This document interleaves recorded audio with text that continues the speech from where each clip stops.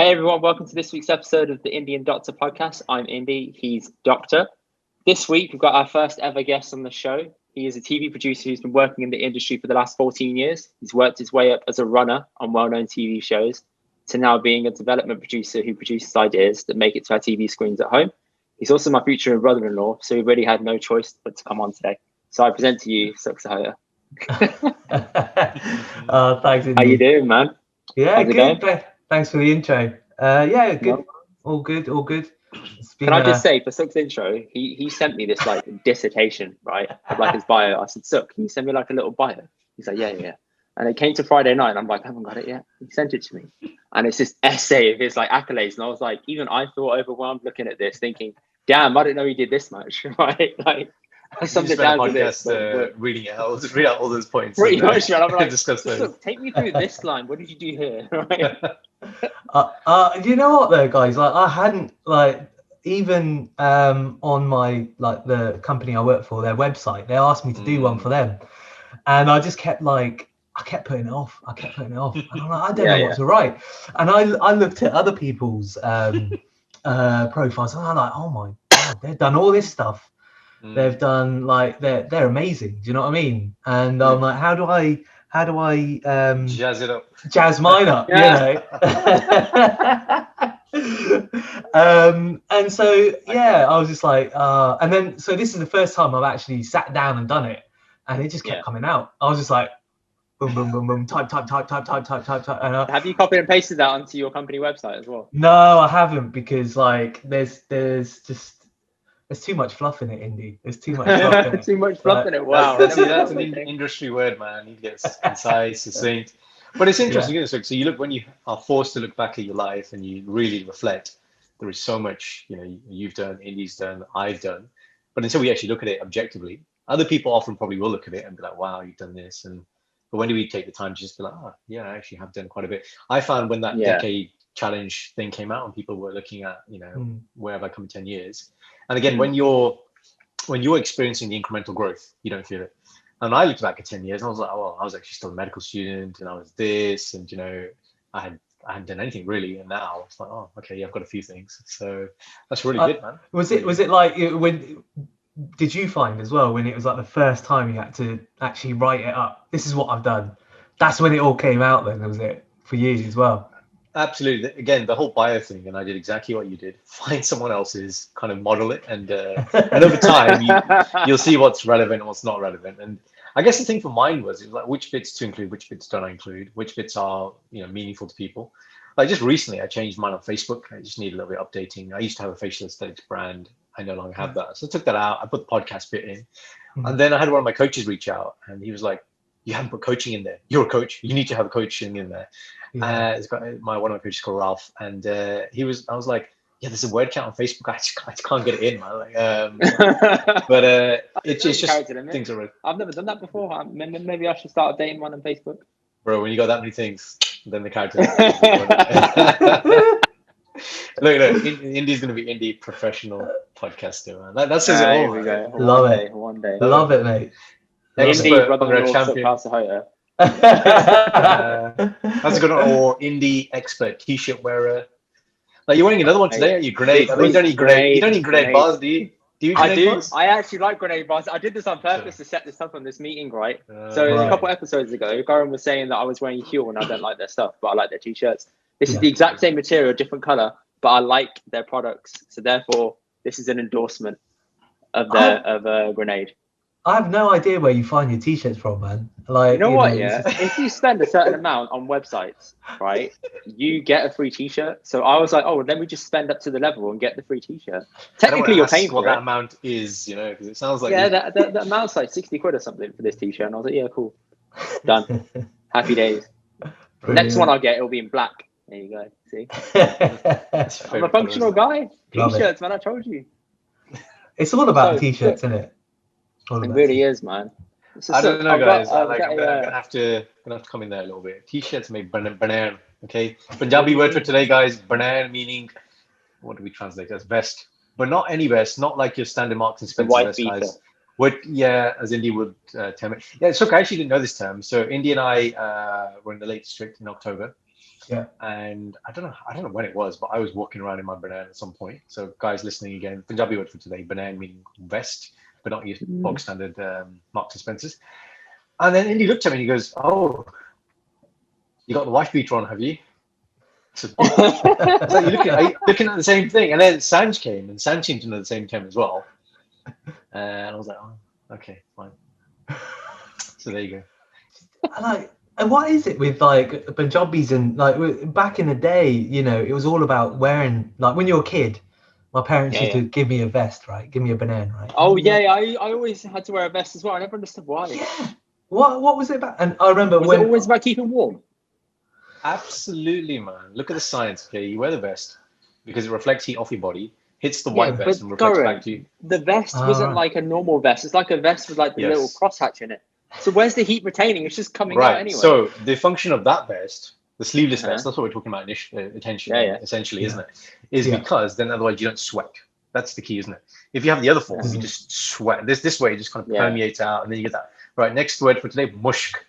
Mushk meaning weird, desi smell, okay? And for whatever reason, but for whatever reason, if you're a brown person, it always smells like a tar. Okay, I don't know why, but it smells like some form of a tar. So pickles, that's pickles. Tar meaning pickle. A lot of Punjabi words today. It does smell like that though. I think it's a reflection of the stuff that we eat. Like if you eat Indian food, your levels of sweat just smell even worse than if you eat like clean food. Fart.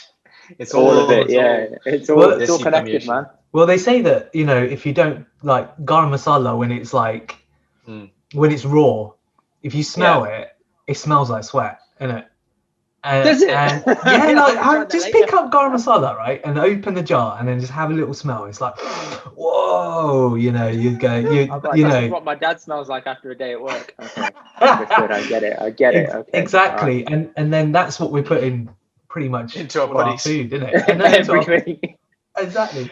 Right, challenge to everybody listening at home after this podcast: get in your kitchen, go, "Mummy ji, please show me a garam masala," and give it a sniff, and comment. Tell us if it does smell like body sweat and body odor. And, we'll be interested to hear. Definitely going to do that. So, I've got a few questions that are set and lined up for you. Obviously, they're not going to be anything too difficult. But obviously, the only place to start an interview is at the beginning. So take me back to the very start of your like childhood and stuff. What made you realize that you wanted to get into TV early on? Was it when you were a kid, or was it later on that you just took a leap into this space? Oh, great. Yeah, another thing I've never thought about. Brilliant. Here we go. I'm about to learn some insider stories now. Hopefully it doesn't turn into a counselling session and like, you know, start we have a doctor. we have a doctor on hand. So. I think it was basically right. I as a kid, I was always a little bit, you know, over imaginative. Like you know, my school teachers used to tell my mum and dad, like, he's somewhere else all the time. He's dreaming, you know, he's daydreaming. He'll be a good student if you didn't daydream so much. And it was just like, you know, back then, to be honest with you, I was just like, wouldn't this be a great story? And wouldn't this be a great story? And like, you know, and it was just like my mind would run away with stuff, and you know, and I used to come home and I used to write, like, I was well into like sci-fi kind of little storylines and like about, you know, the future in 2000. In the year 2000 we'll have flying cars or whatever, and it was like, you know, you were Back to the Future prior to it coming out. Yeah, exactly.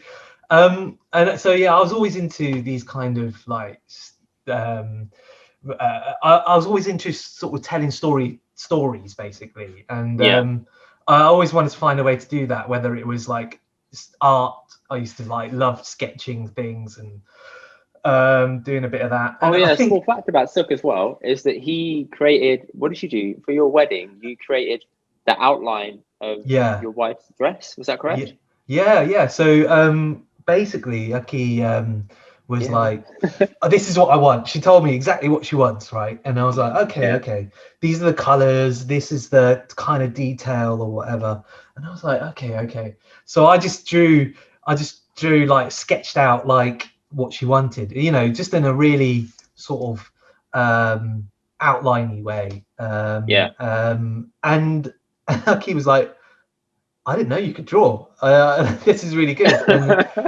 And truth is, I haven't done any art for years, and it was like, it was nice to see that I still had it. But yeah, I used to love it. I used to love like anything arty, anything that was like gave us sort of told a storyline. I used to love, and then my sister, my like, I never realised that I could actually do this as a profession. Like no one tells you in Punjabi community, like you could be a TV producer, whatever, right? No one tells you that. And so that particular bit I'm really interested in. When you were there as a young person and you had this thought about your mind being elsewhere. Yeah. It sounds like you're a really creative person, and I've just got a quote here from Einstein, which says, "Imagination is more important than knowledge. Knowledge is limited. Imagination encircles the world." Yeah. Very important, because it's important for young people to understand this. At the time, did you feel like naughty? Did you feel like, oh, I'm not getting, I don't know about your grades went, but did you feel like, oh, I should be a certain way? Did you feel the need to conform, or how did you feel at the time? I wish you were there, like as an uncle at the time to tell my parents, because they were like, my dad was like, he's gonna turn into nothing, like if you don't pull your socks up or whatever. And the education for them was the entry point for all of us. It's like, we come over here, we don't know much, we need to get you guys at the highest possible levels of education so you can thrive later on. So I understand the logic behind it. Exactly. So for you, what was were there certain roles or jobs that you were sort of permitted or encouraged to?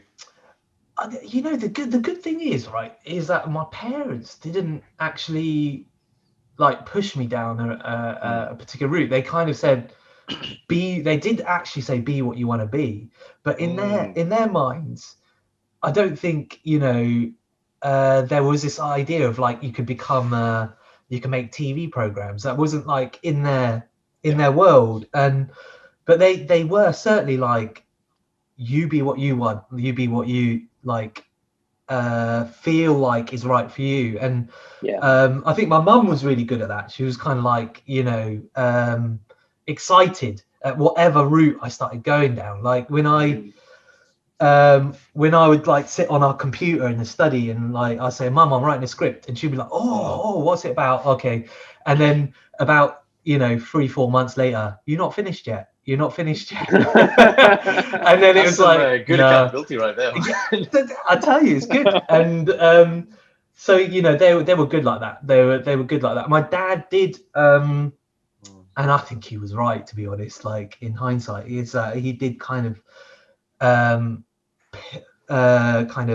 point out that whatever you do, business is always involved in it. So like it's always been like, so he at a young age wanted me to work with him on the market stalls, for example. And I remember one day his view was like, maths, you better know maths, and above anything. And like, so he was gonna like, well, I was like 13 or whatever, and he was gonna take me to the markets the next day, and he was going to give me the bag to like, to basically take some money and give change and all that. And along with that came the dreaded maths test before the day of the weekend of the markets, right? And there were my two sisters and my dad basically saying, right, this leggings, $2.99, I've given you a £20 note, what's my change? And and then boom, I'm like, and I'm thinking to myself, why not say £3? Why is it £2.99? Just give me round numbers, man. Yeah, what was the deal with that? And then anyway, it's psychological pricing, isn't it? Right? It's like absolutely £3. Yeah. And so they explained to me, like, always just work it up, like add the penny, then you know what, like if it was £3, easy. Yeah. And so actually I didn't think of that, as a kid, like as a 13-year-old kid, you think it's simple now, but you sort of don't think of that. And Yeah. and then after that, I have to say, like I went up the sets in maths, because Okay. and it worked. And so yeah, I mean, that was the only thing that my dad sort of was upset about. If I did bad at business studies when like GCSE, he was pissed. If I anything else, he was like, go for it. So I'd say that's probably the only thing. I mean, the reason when I realized that I could do this as a profession, when actually my sister went and did like at an A level. So they're both my sisters are older, and Amanda, the one who's like the nearest to me in age, she went off and did like film studies within her like other sort of academic A levels. She did like English lit or whatever and all that, but she did film studies as well. I was like, what? That's I don't know that was a thing either. like, yeah, I was like shocked, and I was like, mate, I'm gonna do that.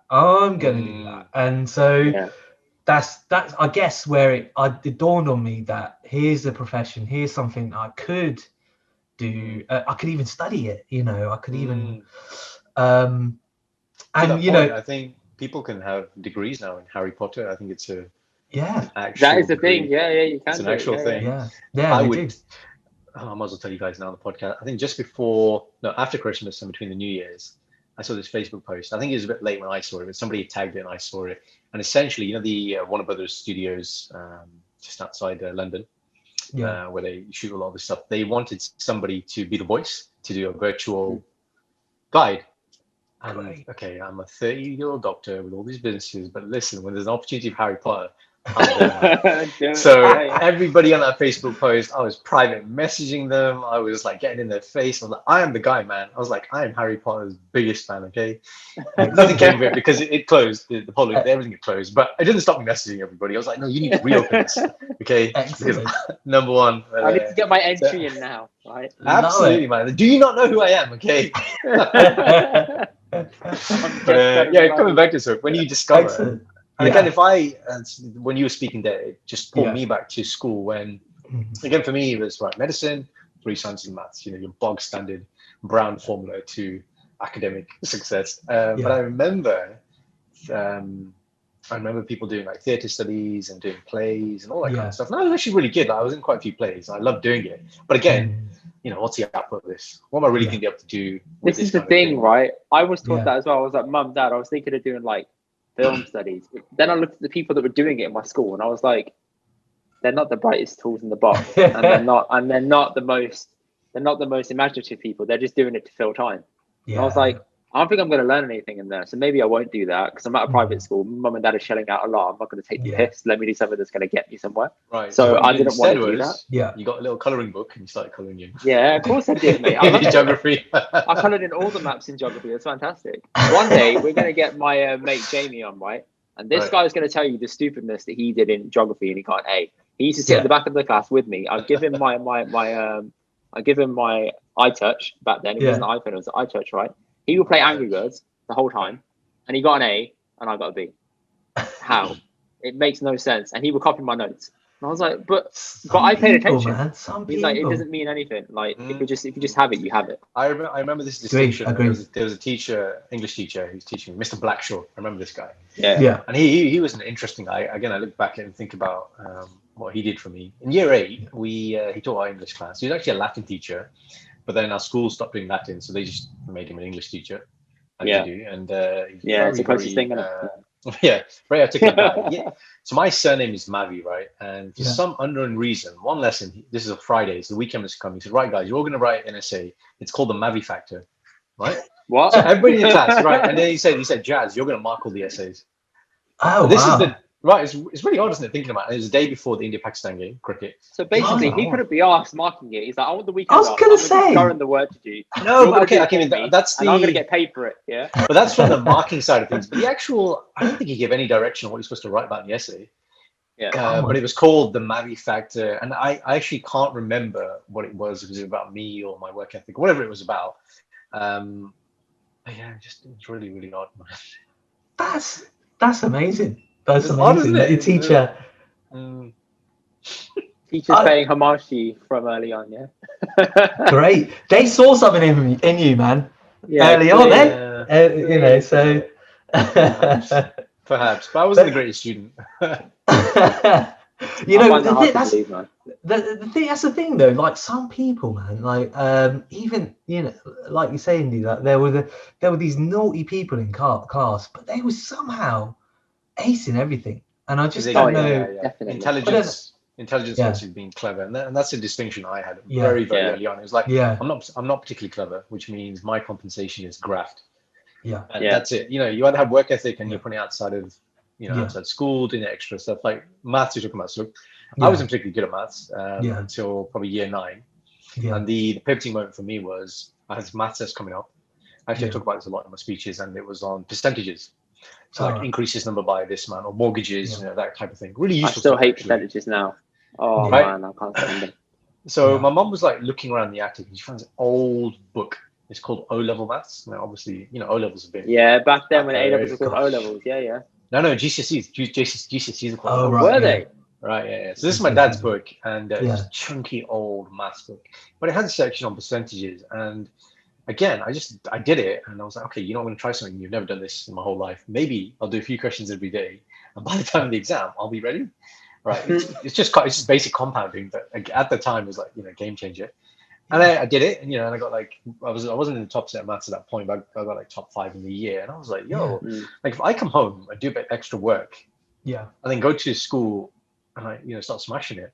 I Yeah. think I'm Yeah. onto something here. And that was probably Yeah, the yeah. start for me. Year 9 was the point where medicine actually looked like a realistic possibility. Before that time, Yeah. you know, Yeah. I wasn't particularly, let's say, clever. Maybe I had intelligence, but the cleverness, like you said, some people just, they knew how to get things done. Yeah. And that was a difference. And when you come into the real I don't world think- like you're in now, it's all about that. It's about getting things done. Yeah, it's nice to hear that, because like there must be people out there, right, that just like it's never going to happen for me. But Yeah. like putting in that graft is actually, it will, you know, you can push yourself to do it, you know. And Nobody ever Absolutely. teaches you that, like, if you go home and you do the work there, you actually get ahead, and then when you go to school, it's keeping up with everyone. So you don't actually progress in school; you keep up with everyone. The progression you do is at home. yeah, And it's like that with everything, isn't it? It's like that with like your hobby. It's like that with your actual work. If you want to get better at your work, you may have to work from home to put in more time than everyone else. yeah, And you apply that to all aspects of everything, and you start seeing gains in it, basically. Results. Yeah. true. You're rewarded in public for what you practice in private is the best Yeah. quote That's the I've one. heard. Yeah. Nice. And there's a thing I remember when I graduated from medicine, and you know, when you graduate, you put like a Facebook post out because you just want to tell everyone.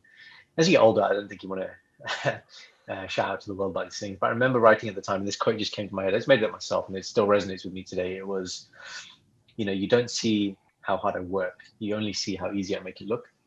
It's a bit cocky looking back at it now. No, I like it.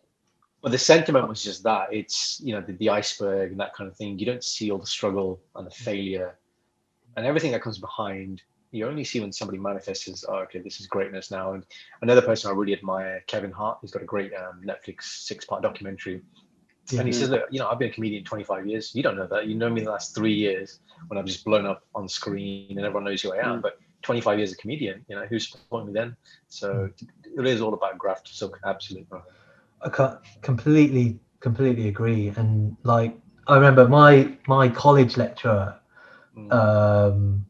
like film studies was like no problem, you know, because like you just graft isn't even graft. You go home and you watch you love it. you know, you're like, this is my homework, and then you have to write an essay on it, and obviously because it's something you're interested in, you know, you can write whatever you like. You could write for you know, for England, and but when like the other courses that I did, like alongside it, which, you know, I'd recommend anyone should do that. You should always do other very academic courses alongside anything that's like art related or whatever, because it informs each other. You know, you can't do one without the other. And that lecturer said to me, you know, right, there's some people, I found this insulting at the time, right? Because there's some people that can just like, they don't need to do any homework, right? They go home, they do whatever they want, right? And they'll come out with an A or a B. Yeah. If you do that, you guarantee your A levels will be, you'll get D, right? And I was like, what? And then he goes like, you need to just go home, push that extra harder, and then you'll be the same as them. You'll get the same as them. Whereas like film studies, I was, no problem whatsoever. It was the other courses that was where like I needed to push myself. And what were the other subjects that you took? So there was like, it was communication studies. So Nice. It was like basically, in that you got rolled up like English, you've got journalism, you've got all of that, all the stuff that bits about print media, and it's really, for me it was like, actually it was quite challenging, because it was like you're learning about everything. It's like, it's so general. Do you know what I mean? It was so general. It was everything we do is communication, everything. Absolutely. And Absolutely. It was in that there was so much theory, like in terms of how you structure a sentence to how you. Did you touch on NLP stuff in there? No, I don't think we did. Have you heard of NLP? No, what's that? Like I said, NLP stands for Neuro Linguistic Programming. It's something that was created in the 60s by two chaps from Bandler. Yeah. The other chap escapes me. The other chap escapes me. So two guys. It's made famous really by Tony Robbins. The personal development, and it's essentially the science of speaking. Yeah. So it's how do you, like you said, structure sentences. Yeah. Not really to, obviously if you took it very dark, you can manipulate people, but it's just more about persuasion. Yeah. And obviously in the sales world, it's very useful. But even in my world, when I'm with patients, if I need them to consent to certain things, and they just, again, from an ethical point of view, they just don't understand the situation, then using framing conversations in a certain way, like you said, everything is communication. I think I said it. I had a course last weekend with Indy, and I was saying, somebody asked me, what are the key skills of a doctor? I said, for me personally, number one is effective communication. Number two is resourcefulness. Number three is learning medical facts. Because now with the advent of Google, it's not so much learning of obscure things. And it's probably the same for you guys as well. It's getting things done and working out how to do them is much more useful than can I do it or not do it. So resourcefulness and effective communication, definitely. Yeah. That's great. I love this stuff now. After like going through the course, you kind of like you saw you see the benefits of it, and then I went to sort of kind of when you go to put it into practice, you go, wow, I'm so glad I know about what we talking about, like in terms of like semantics and the science of that and so on. But this may be one of the modules that I missed because I was daydreaming. And I wish I picked up on it, because it's I feel like I need to kind of go back to the old books and So you have communications, you have film studies. And then the other thing I did was art. Wow. So you ditched the whole academic side and said, forget that. The only academic thing I did was that sort of that kind of communication studies side of thing, because that wasn't art related at all. And I went heavy in the arts, and then I took it further. I went heavy in the arts at university as well. I went to an arts and design college, and it's like that has certainly like improved my work, because like we in the industry, we always say like, what's your superpower, like one of my people, development heads of development used to always say that Sukh's superpower is this design work, like you can make things look visually brilliant, and that really feeds into when we're pitching things, and you've got this you're able to go in with a vision rather than just like blank bits of paper and whatnot. And so Yeah. So you make it come alive. That's one of your super skills. that was one of my skills. But Wow. the reason I say, going back to, reason I say always do something more academic alongside your art stuff is that, I'm there sitting, scratching my head sometimes when we're working on a subject in, like trying to, like we make a lot of sort of makeover shows or medical makeover stuff. And, if I had that sort of understanding, a better understanding of medicine, for example, or science, or, and I'd fly through the initial stages of like getting through the idea process and the formatting of an idea. I think it feeds into everything anyway. Whatever way you go down in media or art or anything, you need some kind of grounding in the academic world. I believe, because, like, for example, I used to work with a assistant producer who had a background in physics, and we used we used to ask her like loads of stuff, and she was just she was our internet, do you know what I mean? And it was just like, can you tell us about this, and you just kind of, if you had that knowledge and you pack that in with your creativity and your vision for you things, could take it another level, right?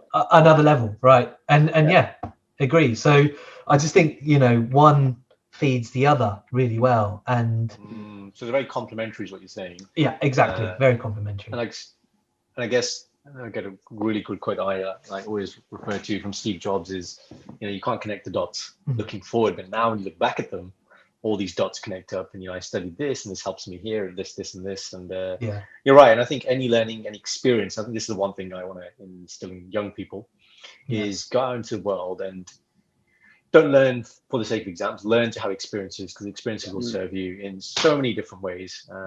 And purely from a medical point of view, like I was creating some content yesterday from stuff I'm going to put up for doctors, and it was like, when you're in medical school, there's this whole thing about you need to run through training and become a consultant. So a GP or a surgeon or a medical consultant, that's it. You don't want to do anything else. Whereas now the trend is doctors go to Canada, they go to Australia, go to New Zealand, they go to Africa. They do essentially like gap years and fellowships to gain more experience. So actually when they come back to the NHS, if they do, they're much more valuable. And, I was with one of my medical mentors 2 days ago, a guy I really respect, Paul, and he was telling me about how he spent a year in Africa. And he was like the only white doctor in the hospital, and everything from a medicine point of view, was coming to him. And he said, but when he came back to the NHS, like, he was just, his ability to navigate situations, the ability to, his mindset, the approach to his medicine here was just a different level compared to the other trainees. Because he'd been through that, he'd been seen as that level of seniority, and he could. Well, there's a scene as the road, but he's actually been through an experience where there's forced accountability, and he has to do something in these situations. Right. And what I took from that was go and have experiences. There's no bad experience, because you're always learning from this. And like Sukh said, maybe you're uncovering your superpower. And when you have awareness, that's the other thing. A lot of people don't have awareness. So in my line of work, in my coaching, we call this diamonds. Diamonds are formed under great pressure, and they're the things that get you to your highest highs and out from your lowest lows.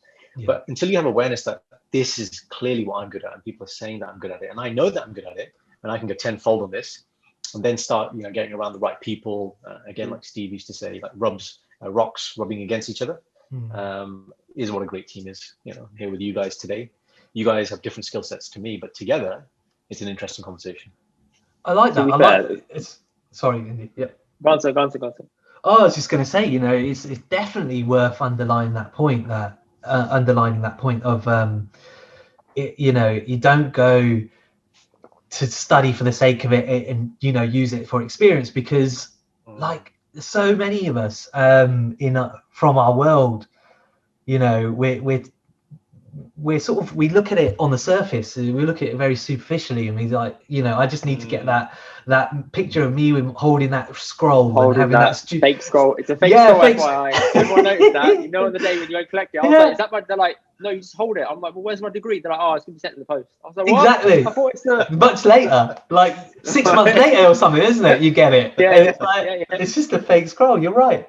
And it's just, it's a photograph, isn't it? And you go, well, I better get that done because, you know, otherwise I'm going to have, right, there's going to be a picture of my two sisters. There's a picture of then my little brother. Where's the one in the middle? You know, Yeah, so yeah, it's going to be like that. So it was, you know, I knew like, I've got to do this, I've got to do this. But yeah, you're right. It is actually, forget it. Even if you didn't pass, you know what I mean? It's the what you've done in between that actually has mattered, isn't it? The journey is the key, and it's like you said, it's the intention. What's the intention for learning? But again, Yeah. when you're at that young age, and you know, I often talk about, you know, one of the worst two things in life is regret. You know. Yeah. And one of my regrets is not understanding the powerful nature of learning a language. So although I learned a couple of languages in school, again, the framing was you're learning a language so you can do the reading exam and listening exam and so you can get a grade. And so I didn't really take it seriously because it was all geared towards medicine. And now I'm in the real world and I love to travel. You know, I went to Germany a couple of years ago. In German, I got an A in GCSE, and then I got like I think I got a C or something, or D in the AS level. I was in top, so they made us do it a year early. Yeah. But what I found was when I went to Germany, I really, really wanted to engage with the people and just, you know, say a few phrases. And I realized, you know what, this is a key skill. Like if somebody told me that being a linguist will take you places and open doors. Oh, it does take you places, mate. You make not like, just money, but just interesting conversations. Absolutely. Yeah. And even that reframed me to think about how I read Punjabi as well. You know, I often have this chat with my friends, you guys, Indy, as well, that look, we're in a generation where we stop speaking Punjabi, even if it's just a joke, you know, even if it's just like proper jack and all this kind of stuff that we come out with. Then okay, our kids come along and okay, maybe we send them to Punjabi classes as the standard thing to do, but maybe it dies out and then that's the end of that, and then it goes, you know, back to tutti putti Punjabi, and you know, it's lost. So it made me think about okay, I need to be speaking my own language as well, and now I've made a conscious effort to learn. So I'm learning Italian at the moment, not with the intention of sitting in an exam, but so I can travel more to Italy and actually engage with locals and really, really have some good, meaningful experiences. Right, I know who I'm taking then when I go to Italy. Done. You're coming with me, mate. You'll be my translator and everything. I was going to say, on a side note, a shout out to Sukh. You know, the editing stuff that I've done for you, Karen. Anytime I've had a problem, I've gone to Sukh. I'm like, Sukh, how do I do this? I love it. And he's like, Indy, this is the mastermind. I was like, he's the real teacher. Yeah, it's not YouTube. Sukh is my YouTube. Okay, he tells me everything I need to know, hands-on experience. But that's great. I love doing that. I needed to ask you, how did you take that leap of faith, like to go into the space with your parents? Like, how did that conversation go at a young age? Yes, because you're like a trailblazer. How did that happen? Because you're 38 now.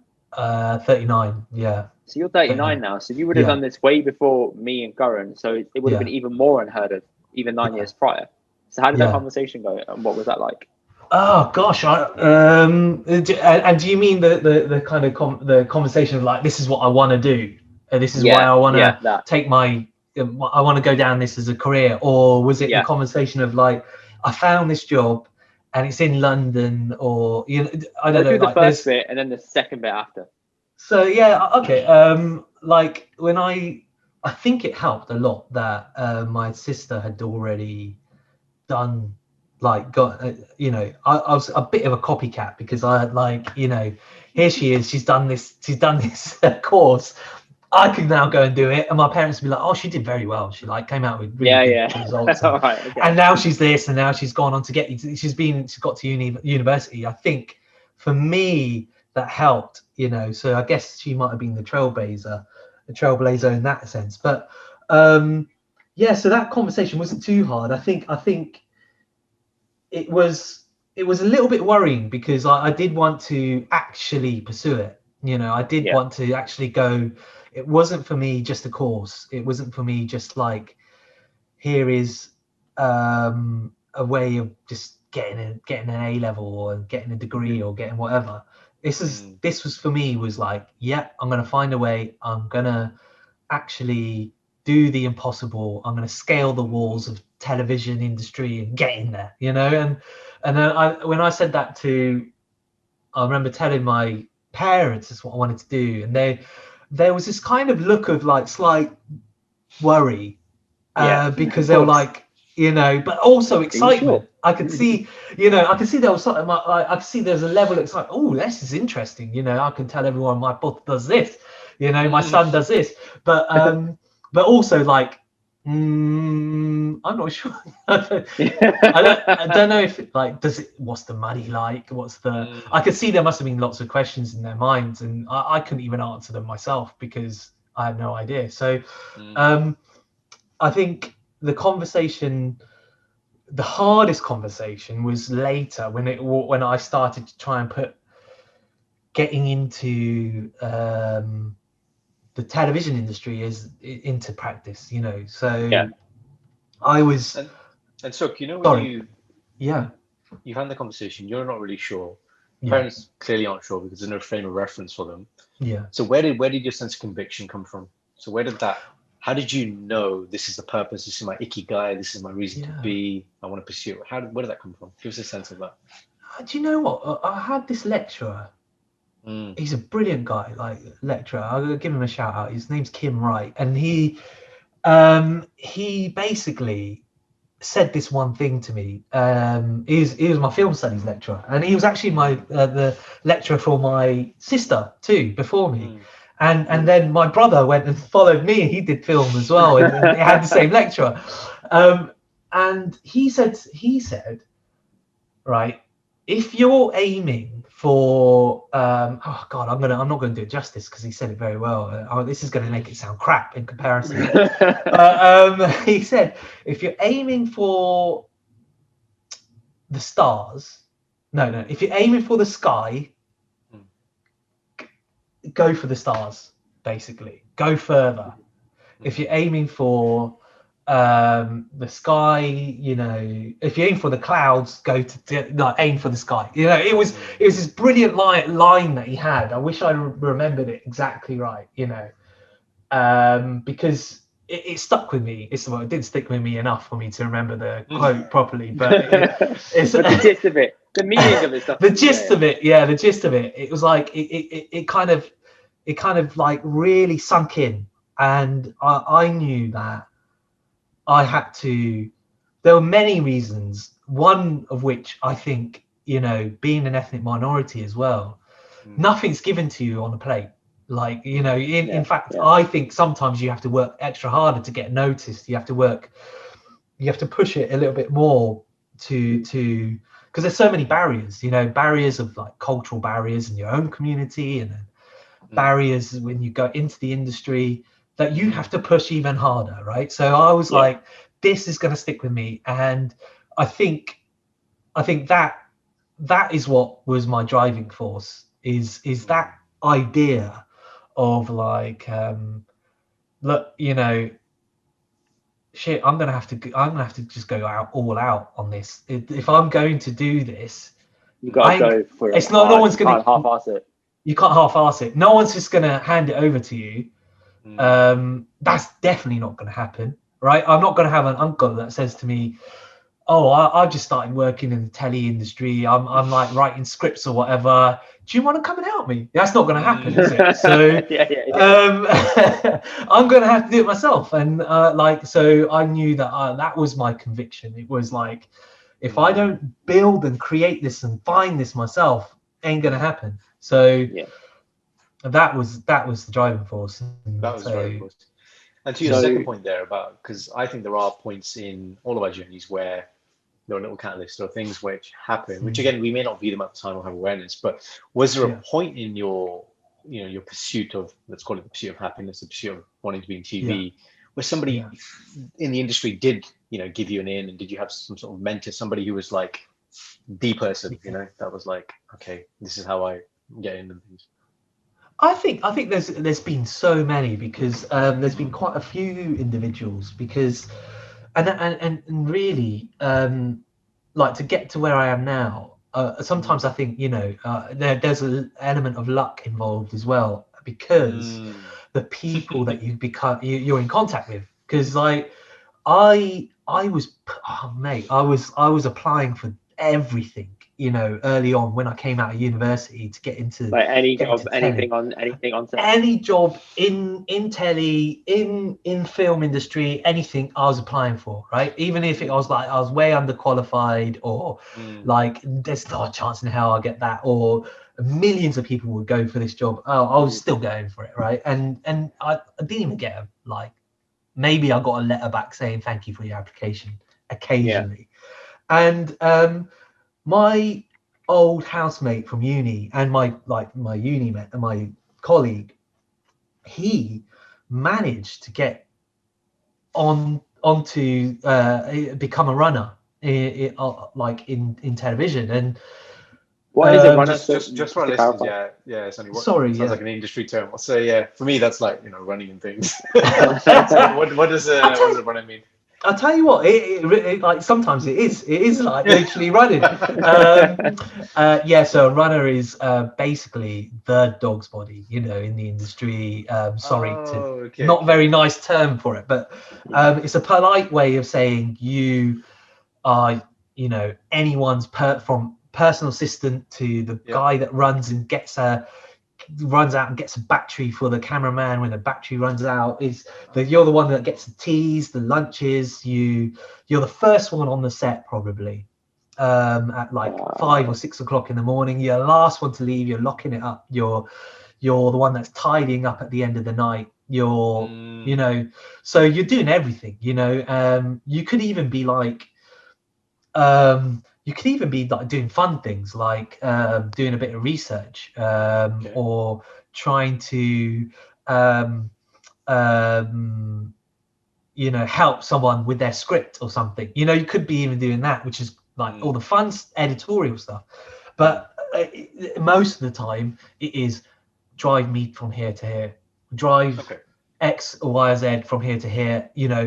Now we're out in the middle of nowhere, we're in a jungle. Right, you got to go and find some bacon sandwiches. You got to go and get me a bacon sandwich, and that you got to use your initiative. You got to use everything you got, right, to work out how you're going to get that to this person. And no matter how silly the request, sometimes you have to try and get as close as you can to it, and you have to do it as quick as possible. That is a runner. What's the craziest one you've ever been asked to do, like as a request to say?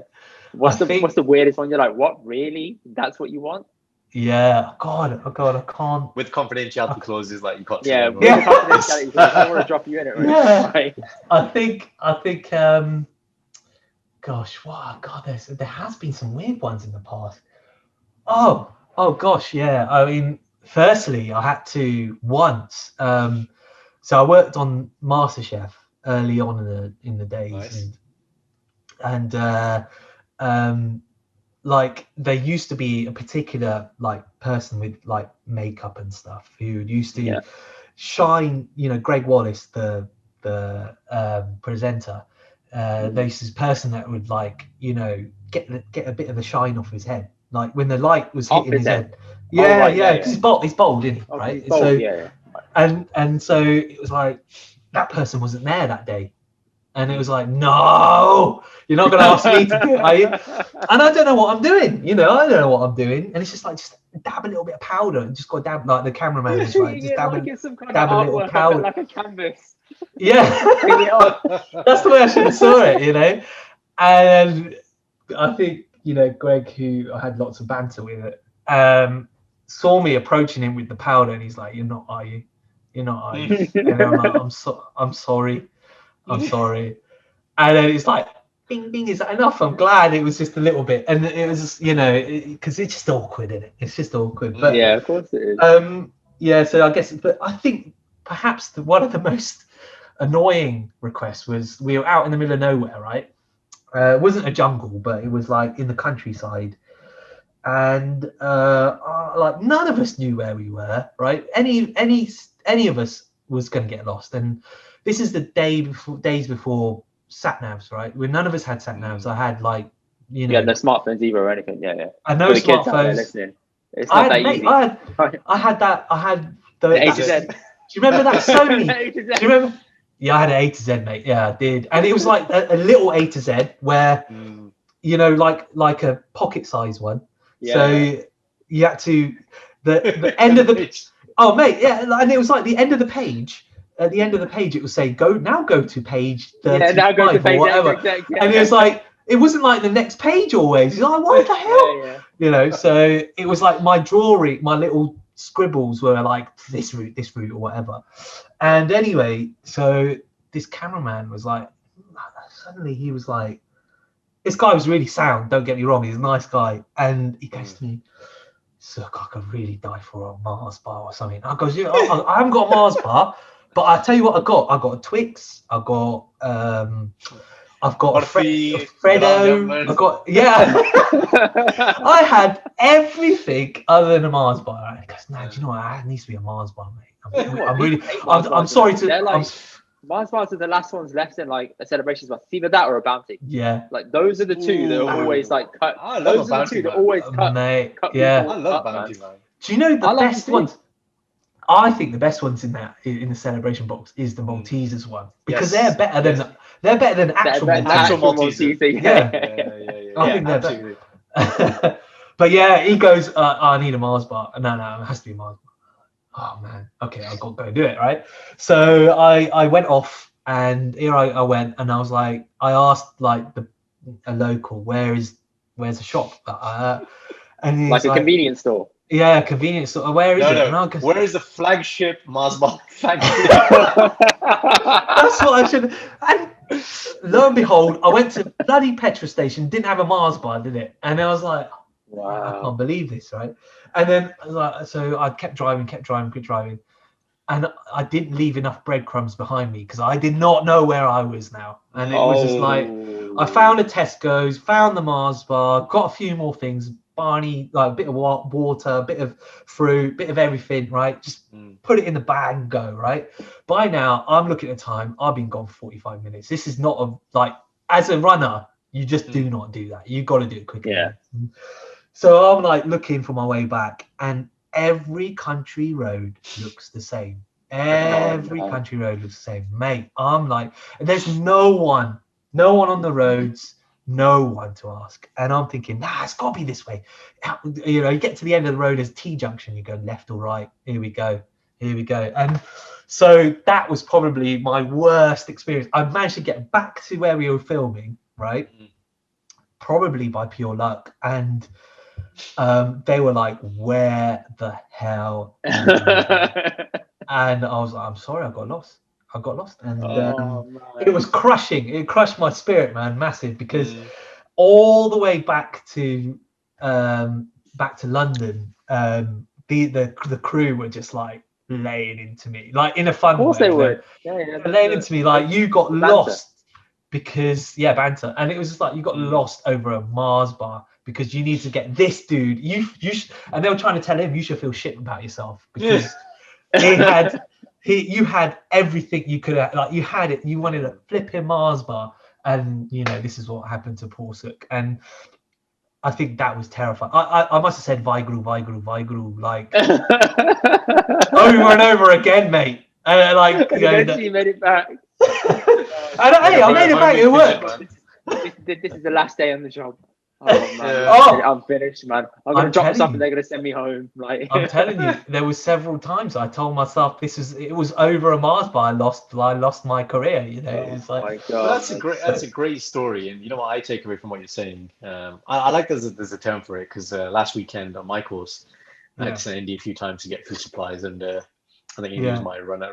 I'm gonna use that term. I do like that term. You know what, cameramen, but the resourcefulness. Aren't they? So cameramen are receptive. Yeah, I'm not. You, my friend, you have free reign at my courses. You take creative shots. Look, he had this really cool thing that he did. He's never done it before, but as part of our course, we have live actors come in, and then so we have an actor here, we have a student here, and they're doing a live scenario. So it might be. This gentleman's come in, he's had a scan and it shows cancer. Student, please tell the actor patient that they have cancer. And I'm here as the examiner, essentially. I'm listening in. Yeah. So Indy, I didn't know he was doing it. He stood up on a chair and he's taking like these aerial shots and he's doing his stuff. And then I see him afterwards. I'm like, wow, I haven't given you any direction on this stuff, but it's super creative. And the value that I see in someone like Indy, in growing, my personal brand, the podcast and all this stuff is, look, I can give you a little bit of direction, but this isn't my forte or skill set. It's when you bring things to the table, try them. And again, the sense of failure when you're in our industries is just, that word just goes away. It's just testing I'll and hit instant fail. feedback. I just don't show you, Karen. That's it. Yeah, well, maybe it's that. Yeah. I've done that. Yeah. But I do like this sense of runner, and I think even if we haven't done it as a actual role, as a job, I think at some point in all our lives we are in that role, and it does force you to be creative. And you do think about efficiency and productivity. Definitely sounds like what you were saying.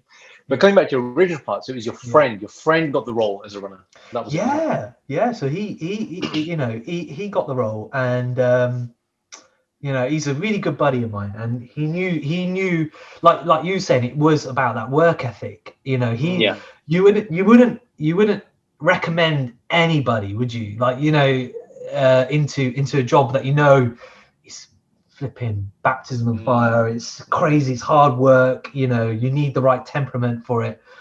He knew that I did, and he knew that I was struggling, like him. Like he had the problem himself, as he didn't have any contacts in the industry, and he basically said, like, when he was moving on to do another role, another position, like moving up, basically, he had been doing it for quite a number of years, and he goes, look, I know this guy. Years,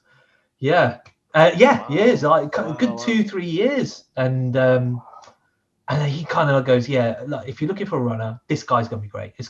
And I never got that call then, but then he didn't stop. Credit to him, he didn't stop. He kind of said that he heard that they were looking for a runner again, and he goes, no, you got to. Yeah, and this guy, like the production manager, was finally gave me a call, and I don't know who got the jobs before that, but it, from what I hear, it was like people who had done the job before, or was someone's nephew or niece or whatever, and or a mate or a buddy. And look, hey, I was a buddy of this guy, and I ended up getting the job, and I had to go in for an interview, and I think one of the sticking points might have been that I was a little bit older than some of the runners that had got into this industry, and they like people that are fairly young, because they can mold you. They know that you haven't got a bit of an attitude on you. Like, you get to a certain age, you stop taking shit. You get stuck in your ways, don't you? Yeah. And also you kind of like stand up for yourself sometimes, don't you? So you'll love this. Yeah. Actually, this is great, because you're a film guy, right? And I don't get to use this with many people. Layer Cake. You seen the film Layer Cake? Layer Cake. Yeah. Right. And what you just said about taking shit in life, the last monologue from Daniel Craig, he goes, actually, no, I don't think it's Daniel Craig. I think it's guy who plays the actor who plays Dumbledore in the last something Temple. Is it? You know who I'm on about, though. Yeah. Carry on. That's who plays Dumbledore. That's cool. Right. So he says, you go through life and you take shit, and then you go a bit higher and you take a bit more shit. He goes, but eventually you get to this rarefied atmosphere where you don't remember what shit tastes like anymore. And he goes, welcome, son, to the Layer Cake. And I was like, that analogy for life. When I'm with the clients, or certain clients who they don't want it all like arty-farty and all like me icing it up, I literally use that analogy for life, the Layer Cake analogy. And I was like, you're absolutely right. There's a point in your life where you're like, no, I'm not taking shit anymore, man. I've done my dues, and anyway, as a fan, I wanted to. I love that. I love that. It's true, isn't it? It's true. That line is true, and like every industry has this. I think every industry that's kind of worth, or it's hard. Any industry that has walls that are high, like a barrier to get into. I guess a barrier hard to access. Has the entry point is pure graft, and you have to take shit. You're taking shit all the time. I feel like it shouldn't be like that, though. I don't know what you guys think. Of course you shouldn't. But how did you tell mum and dad that you were going to go be in London, and you were going to be there waiting for a call, basically, to get into this space? Like, I'm assuming it didn't happen overnight. It must have been like a process where you were just sitting there waiting. And then you're just doing, like, were you like doing part-time work to keep yourself going? So I was working like I had a proper job, like I was working for a recruitment agency, and Right. and I had this really interesting job where I was able to, I was like the guy that went through your CVs, right, and I did all the background checks on people, and Oh yeah, it was, I know if you. you're a nosy, mate. if you're a nosy mate. person, man, this is the perfect job, right? It's like you could be as nosy as you like, right? What did you do in between, like April 2001 to April 2007 or whatever, Yeah, right? you know what? It's But difficult, you isn't it? You're guys like, are wait, what did I do? you guys are so on it. Correct me if I'm wrong. A lot of recruitment agencies are paid on commission. Because I Yeah, remember when I was doing a couple of my contracting roles in the NHS, these guys would be on it, man. They were like calling me more than my yeah. parents. They were just like, "Hi, are you okay? How did that go? Like, do you need me to do anything?" Constantly. And then I got the role, and then they were like, "Happy, bye, bye." You don't, Yeah, you don't you hear guys- from them again. Yeah. So I was the guy. I was the guy that was like, you've been positioned. You've got your post. Mm. You're in your post, and now, like, I'm looking through your CV and I'm trying to verify it all, because it was Yeah. like it was like we used to put people in a building society, so it was like, banking or whatever, and it's quite important that there wasn't anyone dodgy. So I had to deal with this stuff, and so I guess in some ways it was a proper job, and I was living. It was at home in Swindon, like with my parents, so they were quite happy that I was there. Still at home, yeah. And then here came a job that was paid quarter of the money. Wow. It would involve me initially sleeping on people's sofas. Really? And yeah. And it's like, because London rents stupid. We're stupid. Yeah. And, and like the job that I had in Swindon wasn't massively well paid anyway. It was like, it was fairly entry point as well, but it was like going towards like becoming a recruitment agent myself. My boss at the time, he was like, I want you to be you got it, you got the skills to do this stuff, so you'd be on commission, you'd be on this, you'd be on that. So that would have been like the proper job, the steady job, that good income in the end, like after a while. And I would have been living with my folks in Swindon, and and near my parents. But here was me telling them that instead of that, and also, like, I remember my first day on that job, like we all went in we go in the office with a suit and tie, right? Yeah. Shirt and tie, and my dad was like, "Oh, blah, well done. Like, now you look like you made it, son. Now you made it. now you make." It's like, Dad, this is like working in admin. It's not like but he was very happy, and here was me saying that, all right, I'm going to take this job. I'm going to give up this job, and I'm going to work for pittance, and I'm going to be doing this stuff where I'm driving all around the country, driving all around central London. And my mum was like, you only just learned to drive 2 years ago, you know what I mean? And because I learned a bit later, and I learned after university, and like I've only been driving around Swindon, which is like the roads aren't too hard. Open roads are nice and clean. Apart from navigating your way through the magic roundabout, which is a horrible little bit in Swindon. Magic point. Yeah, it's not magic at all. It's hell, there was many things that my parents were worried about then. So it was that point, I think, I could see the worry in their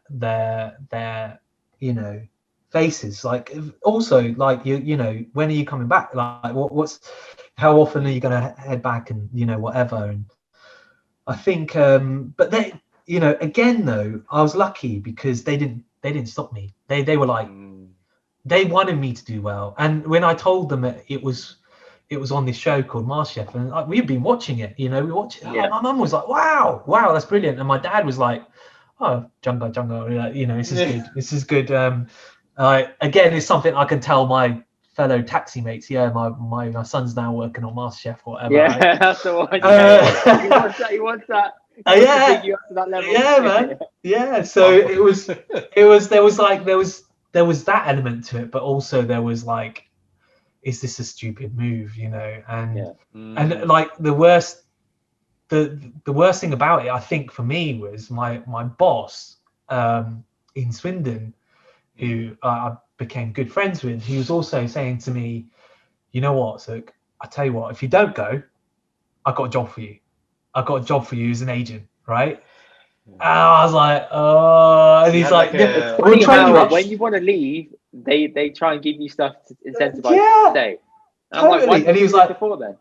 I know. He's like, the salaries, you know, they're all right. And you know, you get like, it's a trainee like position. You get to work on, and everyone there was sound, right? This place, I used to love working there, and you know, so it was for me, it was hard to move on as well. But it was, I just knew that it was that idea, you mentioned, Jazz, is like, it was just like that idea that I had to do it. I had to push myself. I had to get out of my comfort zone. I had to That's go the and way. do it.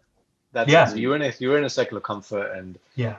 maybe complacent in terms of what you're doing. But give me a sense of that. Let's deep dive a bit more. The internal dialogue. Yeah. So it's less pay, Yeah. comfortable. Life could. I mean, you probably had this as well. This thought. Well, if I'd gone down this other route, Yeah. Swindon route, what would life look like now? Yeah. And then you've got your parents who have the best intentions for you, but again, no frame of reference. They don't know if it's going to work out. Yeah. I don't know if you had to think about, well, what's my contingency here? If it doesn't work out, it does work out. Give us a sense of what was the thought process at the time?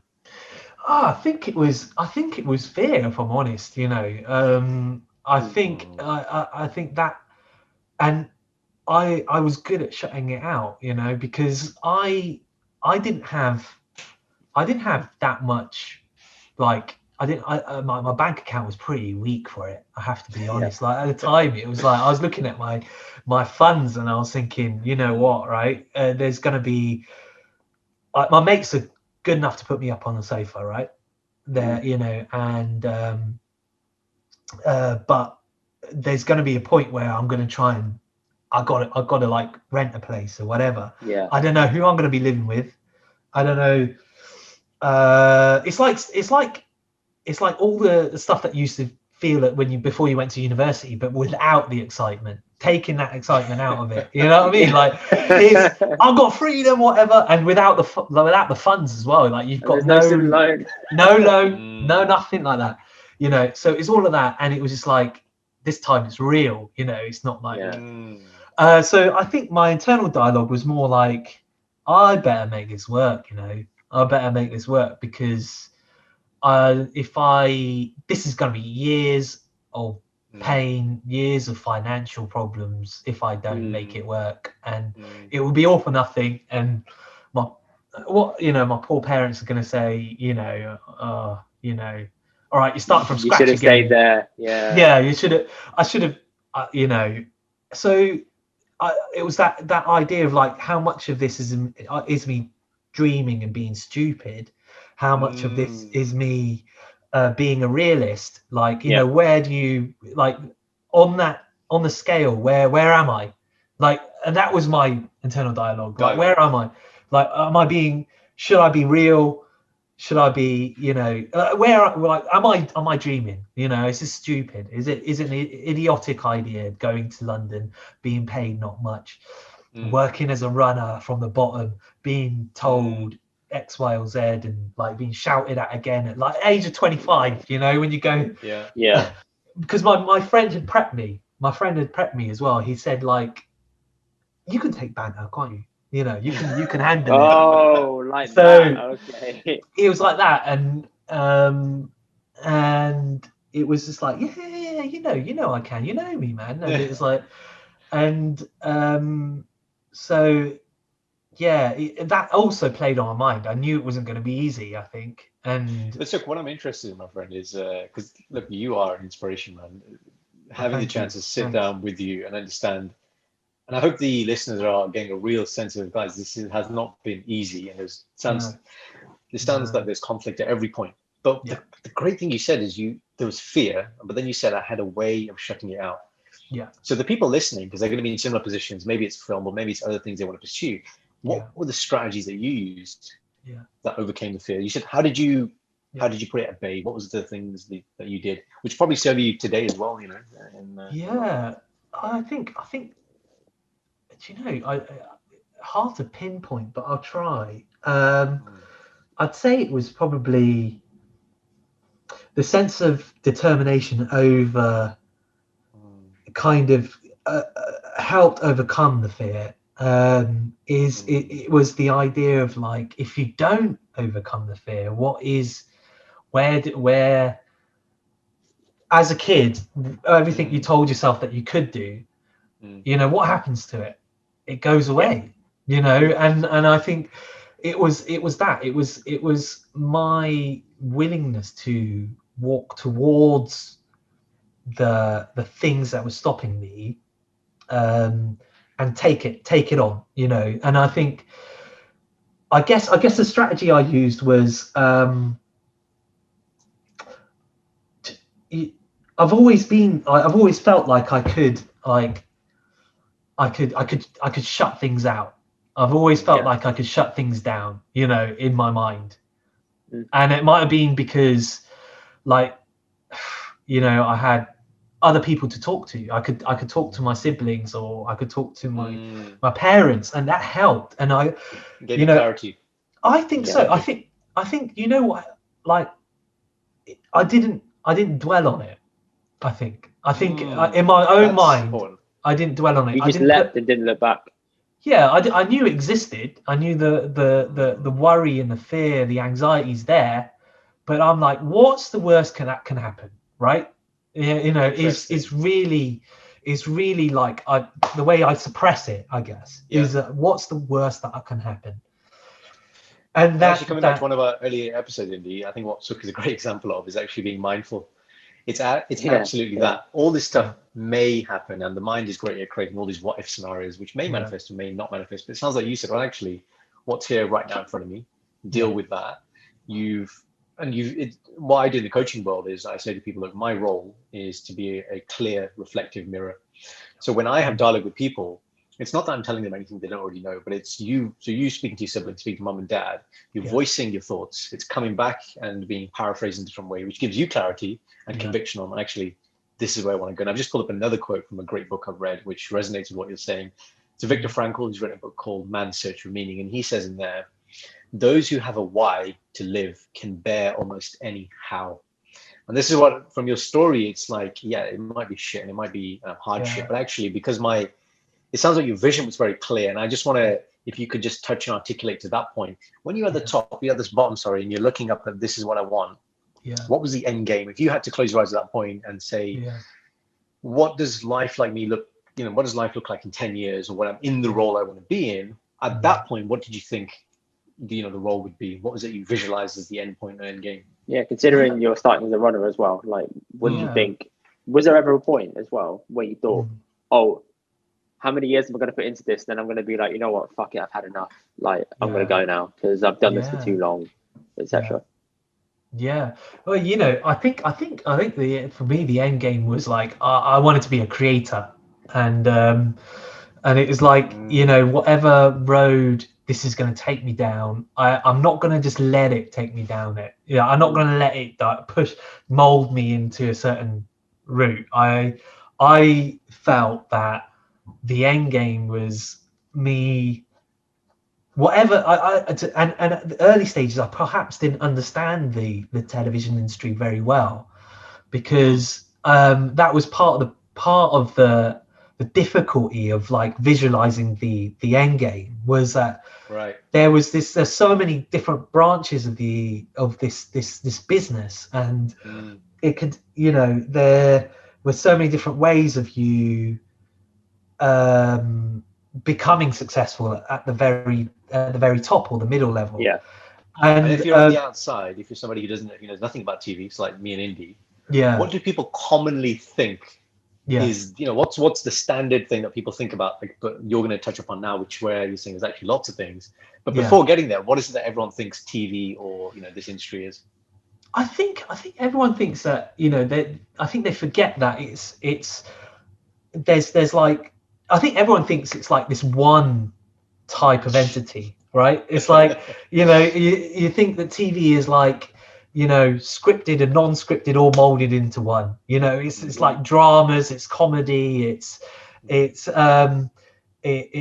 films, everything together, when it isn't. It's like television, you've got factual entertainment, you've got lifestyle television formats, you've got drama, which is a very different part of the industry, you've got comedy, you've got entertainment, all these different, you've got two parts of it, non-scripted and scripted. And I think people just think TV is TV. You switch on the box and you think it's the same, it's all one thing, right? But actually, there's several parts of it that are it's their own entity, their own little, and it's very, you may not see someone sometimes you do, but you may not see someone crossing over from non-scripted to scripted. Like, so what I mean by that is like factual formats, or like the kind of TV I make, right.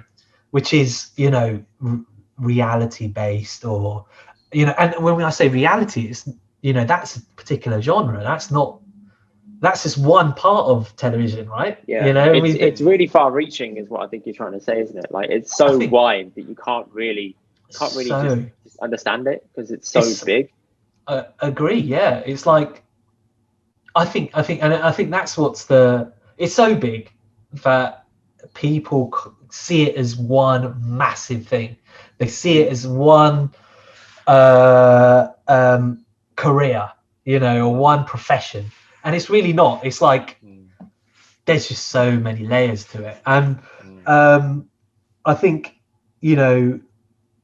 early on I was like, just do what you've got to do at the base level, at the entry level, and at some point you'll get involved in the creative side, the editorial, as we call it, which is where you start to influence the way in which a story is told, or where the story is going, or what's happening in terms of the creative side of things. Rather than a runner is production, it is you don't see the stuff that's made in afterwards, right?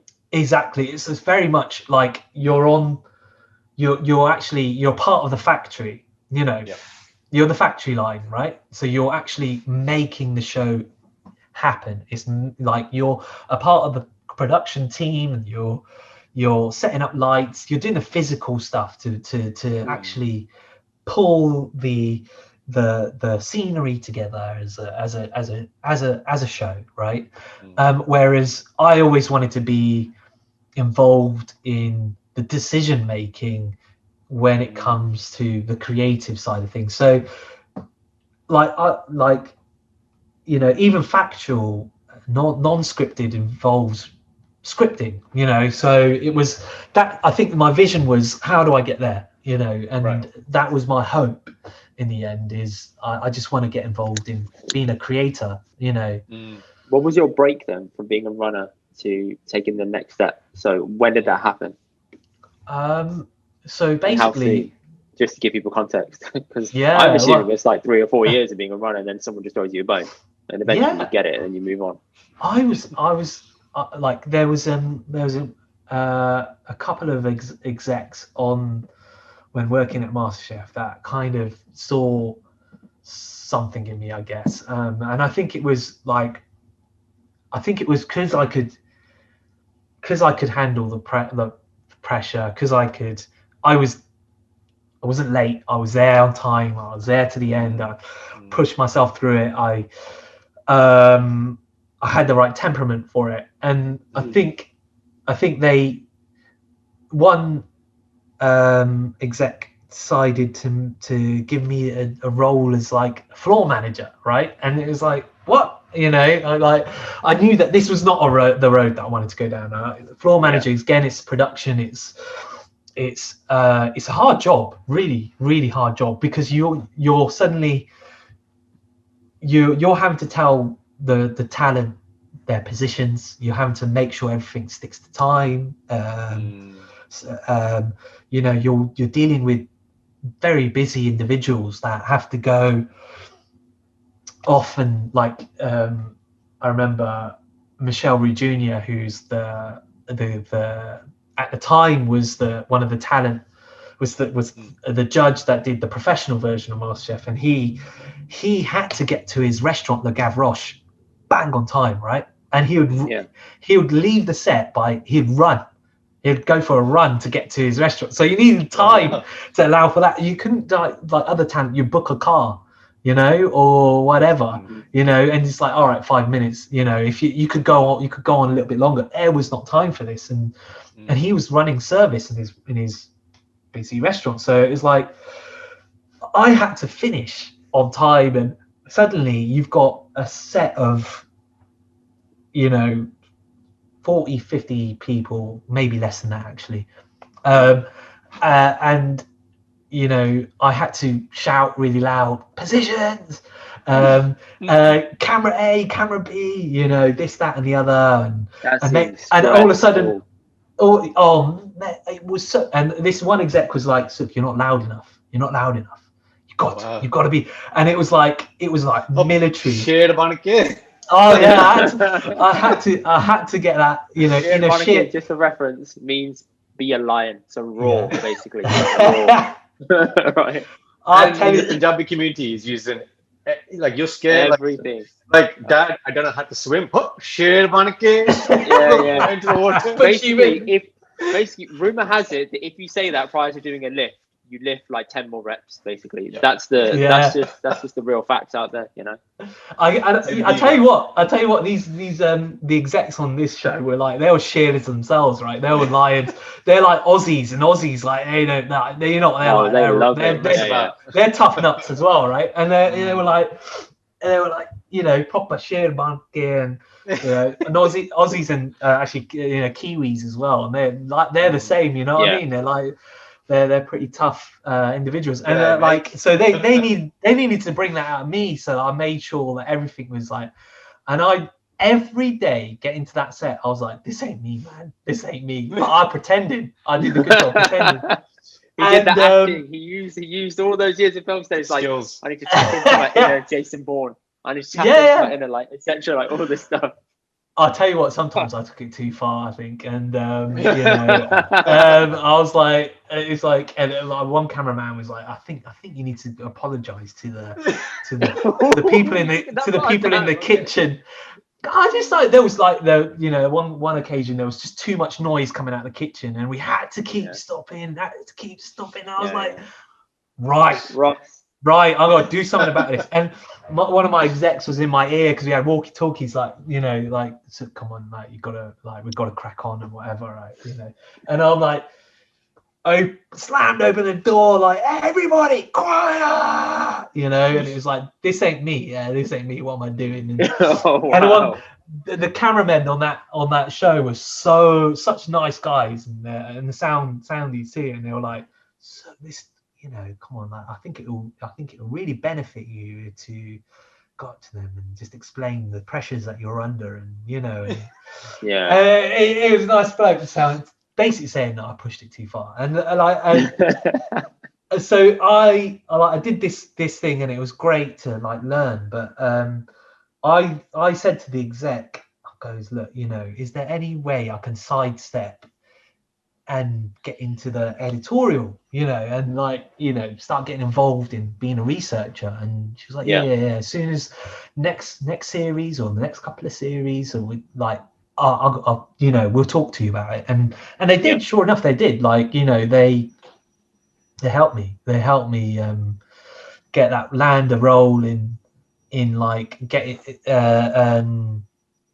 Researching the locations, so finding places that we were going to film in, and that sounds like fun, to be fair. Like, just be like, oh, where would be a good place to film this episode and that episode? Like, you pretty much have the whole UK to pick from, and you're like, oh, where can we do this scene or that scene? That sounds like a lot of fun. It was great. It was a lot of fun, and like, I remember going into restaurants, for example, and going, like, I said to myself, how great is this, because like there used to be a time I used to have to be the guy that at 5 o'clock in the morning was the bloke that was driving up with the kit, all the kit stuffed to the, like, a car stuffed to the rim of like kit. and like find the parking in this central London restaurant, like underground and whatever. And then single-handedly, before the camera crew got there, or anyone got there, I used to have to like drag all this kit one by one into some kit room in this restaurant, and like there's like chefs screaming and shouting everywhere, and like and I'm like going like sweating and like getting making sure everything's ready to roll before everyone got there, get their bacon sandwiches, get their cups of tea, whatever, right? I find it's a recurring theme again, It's Brits love bacon sandwiches. Something about bacon sandwiches, and like Did you get a sandwich? Film production. Did they feed you? I did, I did, mate. I had far too many. Like there was some bacon sandwiches left over, and I'll be like, I'll tuck into that. Like, fair enough. Good. And it was just like, now I saw this as an achievement, because now I was like, right, I'm the guy who decides which restaurant we're filming in. No longer am I the bloke. Only about 12 months ago, I was the guy who was doing that. 12, like, I don't know, a year and a half ago, I was the guy who was doing that, and now I'm here doing this and making the decisions on which restaurant we'll film in and which location we might be doing this in. And don't get me wrong, I had to run it by other people, but I was the person that was able to meet the chefs and meet the recce, the places, and it was already a sense of achievement, I think. And it kind of that's how I sidestepped from being a runner and then going on to floor managing, because I was definitely ended up going down this floor managing route, and it was like no, not for me. So I asked for it, basically. I asked like, can I sidestep this and do this? And they said and they let me do it. And to step a few, go on. No, go on. Luck is an interesting word, and Yeah. I remember, Luck. I think it was Roy Keane. There was a quote from Roy Keane from his book, which is, the harder you work, the luckier you get. And that stuck with me to this very day. Luck is just preparedness. Oh, I need a book of your phrases, man. You got so many. You got so many. I make a list wish, of me, and then just put them on Instagram, and then one by one, tell me your thoughts behind it. It's more content, and also I can learn from you with these mottos, because some of them are actually decent. I didn't know that Roy Keane said that. I just picture him as an asshole, but yeah. But again, everybody has something useful to say. It's just you got to pick up on the parts, isn't it? And again, something that feeds off that is something I think Will Smith says, which is, it's, if you are ready, you don't have to be ready, or something like that. So it's preparedness meeting opportunities. If you're there, you've done the hard work, then when the opportunity comes, that's it. You're just ready to go. And so, although, like you said, it may be an element of luck, it's just you're in the right position at the right time, and that's it. And you asked for what you wanted. That's big thing for listeners out there. If you know what you want, if you have the awareness of that, you have to ask, because again, what is the worst case scenario? They're going to just say no. That's it. No, And then you ask somebody else, and you ask somebody else, and eventually you're the person. I always believe it's always going to be your time at some point. This is a really odd saying, but if you hang around the barbershop long enough, eventually you'll get a haircut. I like that's from Denzel. But then if you're talking about the luck thing as well, I think Sukh's kind of made his luck, because if you think about it, if you were still a floor manager now, Sukh, or you were picking out locations at a time like this, your job would be quite strained and difficult, and you might potentially be a chance of redundancy. Because now at the moment, am I correct in thinking that you're in the TV production side and you put together concepts? Now I'm which is where I wanted to be, like early on, is like I'm in the side of TV that the sector that we call development, so right. I still get involved in production every now and then, which is very good, very useful, but I very much involved in development. So it is that creative side of it. It's like, you help come up with the ideas, you help format other people's ideas, you work towards a brief, you look for stories, you look for good talent, you get involved in the very much the creative side of things, and that's like that you can do from your desk at home. You can, and as long as there's a lot of brainstorms involved, which is like you can still do that through, because of we're lucky enough to have Zoom in this day and age. But you're right. Production people are really struggling at the moment because there's obviously such a hard environment to make shows in. It's still happening. How's it still happening? We'll save you some time, my friend. The talent is right here. Yeah, exactly. Hey, luck has brought us together, man. I'll tell you who's brought us together. Sanj's brought us together. Sanj, yes. Brought us together, man. Yeah. I mean, the last week. I'm noticing more and more. He's the glue. The number of introductions Sanj has made for me personally in the last week, just 1 week, is phenomenal, man. I'm like, even just before this podcast, I said, Sanj, like, we need to sit down, man.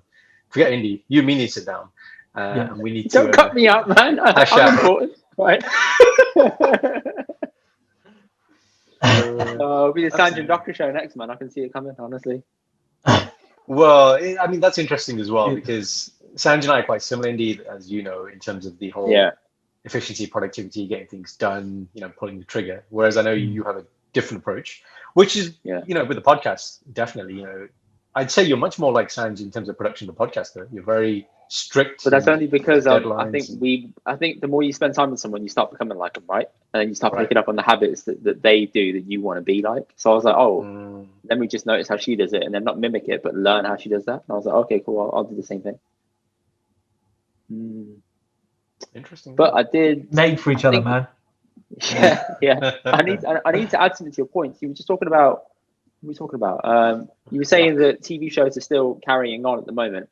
How? Yeah. How are they still doing production at the moment? Yeah. So basically, right. So the broadcasters have asked for every production company to ensure that they have strict protocols in place to make sure that there's social distancing, there's mask wearing, you're cleaning down kit before you hand over to other people. You now see like with camera crews and sound crews and so on who have labels on every little piece of their kits, from their lens to their mic that they're using, and to make sure that they're not handing things over physically and that get borrowed and shared between other members of the crew. Every little detail has to be thought about. So they've done this, and I got involved in producing a lockdown show in lockdown 1, and that was like at the very beginning of all of us had no idea how we were going to devise a protocol, how that made things safe, that were COVID safe. And so there were production managers, coordinators, production exec, our CEOs, executives, basically devising protocols that they could, that felt that was it made it feasible for us to be there and film something, but also made it safe, and we then had to submit that back to the channel that we were making the shows for, and basically say, this is how we do it, this is how feasibly we're going to be able to do it and make it COVID safe. And they had to agree it, and some had a higher bar for what they felt was safe, and some had were a bit more kind of real with it and said, look, that's safe enough. And there's another organization in the industry called it's left my mind now. Basically they deal with all the health and safety in the industry, and they looked at things, and they helped production teams through it and help them kind of think about different areas. Okay, you haven't thought about this, you've got to work out how to do this. But this one lockdown show that we made earlier last year was like all remote filming. It was like where they found this camera. My CEO found this camera, right? And you're able to film in it, and you're able to do these like little settings where it could follow your face, for example, pan with you, or you could remotely click on it from wherever you are and change the camera angles and stuff. So we decided to start off by delivering this kit, I wrote this entire manual out, and we did some kit tests and stuff, and I had to do that in my house. I had to put this little camera, this little weird looking robot look like camera in my house, and like film in different, like do test filming basically to prove it could work. And then out this went to our talent, and they would set it up themselves, and we'll film it remotely, and I could sit in my all of us could, all like me and the other execs and other producers could sit in our bedroom and watch what was going on and operate it. You're half on Zoom, half on.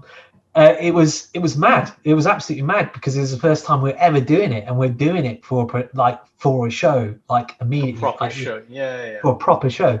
And a couple of episodes have gone out now, and yeah, it was mad. So that's how we did it. Yeah, it shows potential for the future, like a new way of working. Do you know what? And I think all the broadcasters have been saying how brilliant the indie sector, we call it the indie sector, not because it's named after you, Indy, but but we've got the factor in this one. The indie sector. I'm waiting for some shout out in a second. Is because it's the independent production companies. They're the ones that really make the shows, and they give them to they produce them, and then the broadcasters broadcast them, right? And they kind of gave a great shout out to the indie sector for being creative on how we can make these shows, and the type of content that we can make. Because like there's certain things you just can't do. You can't make like The Apprentice. You can't make The Apprentice. No, you can't do that at all. No way. Yeah. So I have missed what can you do? You can still make Dragon's Den. You could still make. You could still make Gogglebox. You could still make. These are the shows that you can make. What else can you do? What else can you do? So we were working with. These are great shows. So we can still make great shows in lockdown times, but what are they? So it created this kind of restriction to your creativity, but in a way it allowed you to be more creative, because it kind of gave you a steer, it gave you an inspiration. I think I saw a show that really backfired with that though. Do you remember the Mo Gilligan's Star Show? Like he had I think it was on a Friday or something, Friday or Saturday. Oh, was that the one with that was the one with Big Jesse Nasty? Lingard. And no, this is like a separate one that he launched during lockdown, and he was doing the filming during lockdown, and he had like on one of the episodes he had Johnny Vegas and Jesse Lingard, and it was just it was really bad. It wasn't his fault, but the production thing was just like it didn't work, and they put 1 or 2 episodes out, and I was trying to watch it each week with Sanj, and I was like, why has it stopped? It just randomly stopped, like it just went boom, nothing came out. I was like, what happened there? And I think it was just because it didn't stick, didn't work very well. This is early in lockdown 1 as well, like within the first month of it. They tried doing it and it didn't work. So I guess there's examples of it not working out either. Was that show all on Zoom? Was it like I think it was kind of over Zoom, but it had the virtual camera thing, like how you said. Okay. Some stuff just isn't. Sorry. Big question for me, so one of my final questions for you would be, so now announcement from Netflix, who said they're going to have a film every week in 2021. Great. If you're at home cinema, we know that cinema probably isn't returning in terms of going to cinema maybe this year. How do you see, what's the future of TV from your point of view now that you've got all these platforms, great content, actors are going directly to these platforms now. And again, for consumer, from a price point of view, like I have Sky, and I've got Sky Cinema. I think it's awesome. I think we pay £58 a month for all that kind of stuff. And then you've got these other platforms. Plus, people have dodgy boxes now as well. So, the competition is massive. How do you see what is the future?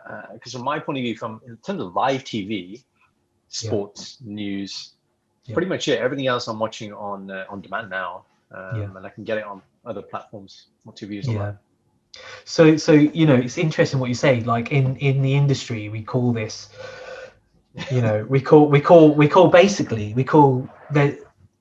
we say linear television, which is the way in which we watch TV shows that are scheduled for us, right? So like just when you switch on the telly, BBC 1 and 2 and ITV and Channel 4 and 5, they all have a schedule set out for us. We're going to sit there, we're going to watch it. It's linear TV, right? So that's that. And then there is SVOD, right? Series video on demand, right? And SVOD is what all us young people are doing, isn't it? I class myself as young there. I don't know if that's right, but and I think it's basically the best thing about these like Netflix and Disney Plus and all that stuff is that the quality of these shows looks so good. They have a certain SVOD feel, as we call it, right?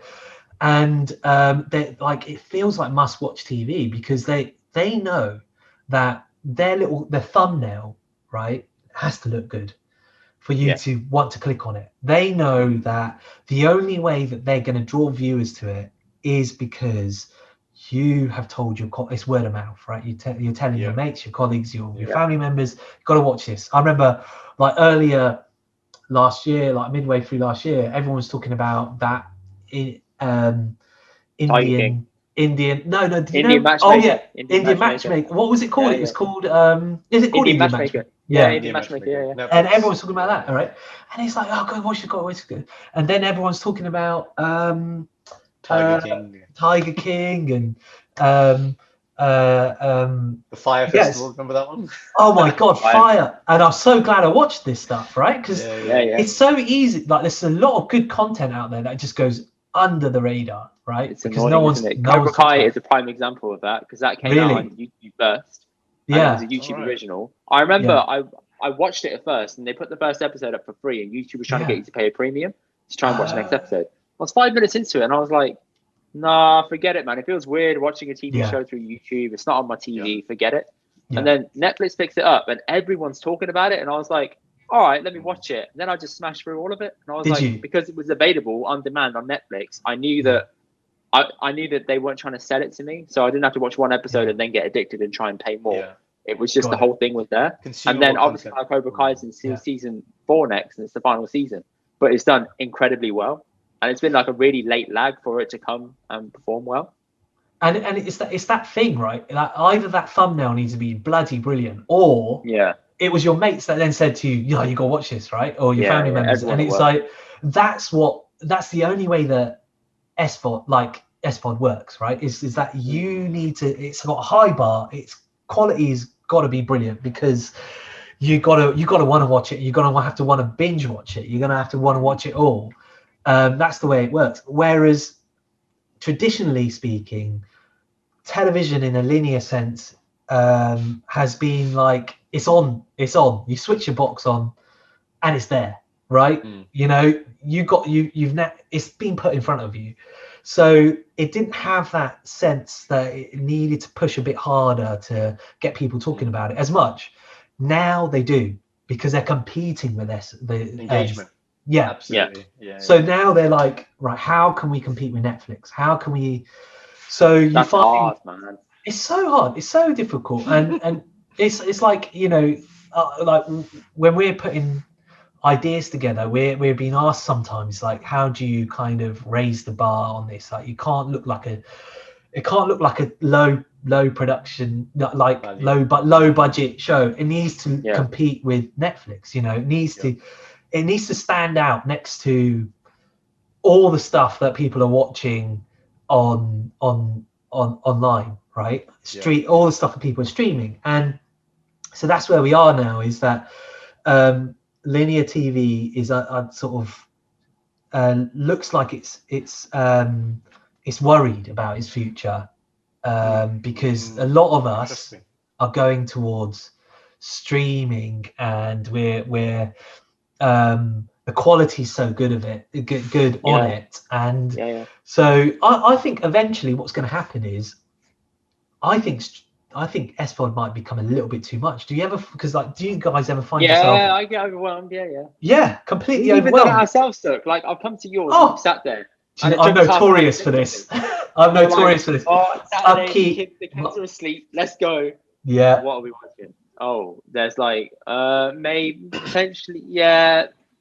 Put that on the list. And then you get half an hour gone, and you're like, oh, it's bedtime soon, you know? Yeah, man. I've done this. I do this almost every night, and so I did a post on this. So.